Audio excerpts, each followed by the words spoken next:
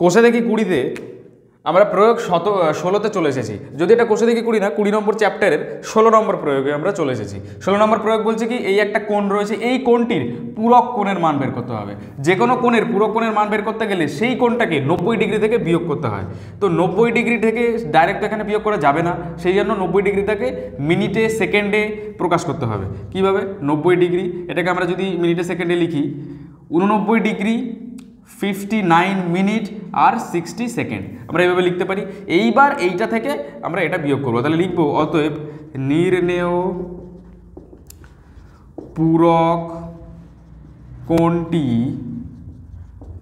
হবে, কি হবে, এটা থেকে বিয়োগ করব 89 ডিগ্রি 59 মিনিট 60 সেকেন্ড বিয়োগ আমাদের যেটা বলে দিয়েছে 27 ডিগ্রি 27 মিনিট 27 সেকেন্ড। তো 10 থেকে 7 বাদ 3, হাতে 1 3 এত সেকেন্ড, 7 থেকে 2 বাদ 9 থেকে 7 বাদ 2, 5 থেকে 2 বাদ 3 এত মিনিট, আর 9 থেকে 7 বাদ 2 8 থেকে 2 বাদ 6 ডিগ্রি। তার মানে কি 62 ডিগ্রি 32 মিনিট 33 সেকেন্ড, এটাই হলো আমাদের 27 ডিগ্রি 27 মিনিট 27 সেকেন্ডের পূরক কোণের মান। যাই হোক, তার মানে কি পূরক কোণ বের করতে গেলে 90 ডিগ্রি থেকে বিয়োগ করতে হবে। যাই হোক, আশা করি এই পর্যন্ত যদি কারোর কোনো সমস্যা থাকে তাহলে এখনই কমেন্ট সেকশনে জানাও।